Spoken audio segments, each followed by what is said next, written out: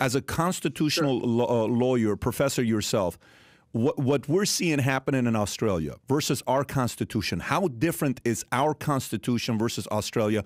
I don't know if this is a topic you can go into. Only reason I ask is, how are we citizens of America protected by the Constitution differently than Australia?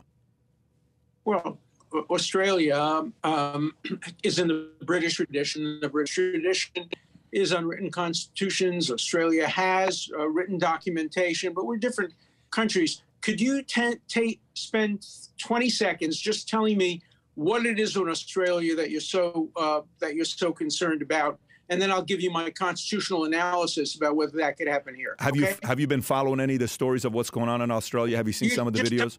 You think going on? I hear stories on both sides. So I will. What you think? Yeah, I mean, what you're seeing being a concern, where some common question being asked by, again, the average person in America is, you're seeing videos of, if you don't get vaccinated, you can't get out, you can't work, you can't get income, to that point of control. You're seeing videos, people getting out. There's massive protesting, rioting going on. Some people are fighting this. Some don't have a choice. Obviously, there's a different side to Australia. There's one region of Australia where it's a little bit more free. There's another region that's fully controlled. And we had a guy on the podcast from Australia called in saying people are being forced to lose their jobs. They can't make income unless they get vaccinated. Can a situation like that ever happen in America? Yes, it could. Let me tell you what could not happen. What could not happen is a repeat of what happened in 1943 when a liberal United States Supreme Court, led by Hugo Black, who claimed to be a libertarian, allowed the detention of 110,000 Japanese Americans, many of them citizens. We know what happened in Cuba. During the beginning of the AIDS crisis, Cuba created detention camps, not only for AIDS sufferers, but for gay Cubans who were thought to be in fear of catching and communicating AIDS. I don't think that can happen. I wrote a book some years ago called Rights from Wrongs, in which I argue that many of our rights grow out of a recognition of the wrongs that we inflicted. And the Japanese-American internment between 43 and 45 is one of those historic wrongs. We'll never do it again. So I don't think we'll ever be in a situation where people are going to be locked up for not receiving a vaccine. But I think we might very well be in a situation, if the science mandates it and the court upholds it, where people can not have jobs, where people can't go to work. You see, that right there scares the hell out of the average person. That right there scares the hell out of the average person.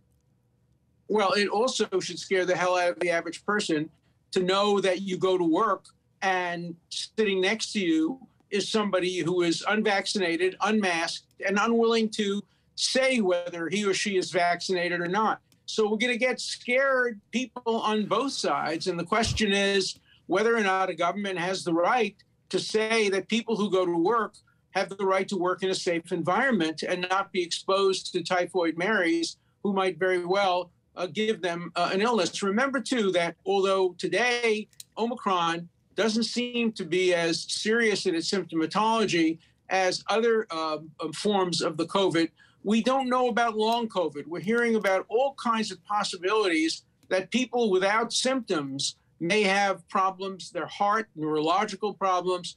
We just don't know. We're going to have to continue to operate under circumstances of imperfect information, both on the vaccine side and on the illness side.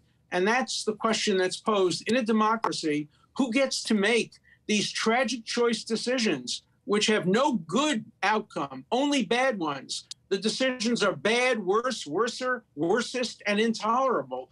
And when you get those kinds of choices rather than good, better, or best, democracies often have a very hard time choosing among choices of evils. So we're in for a tough time. The Constitution will be very, very severely tested.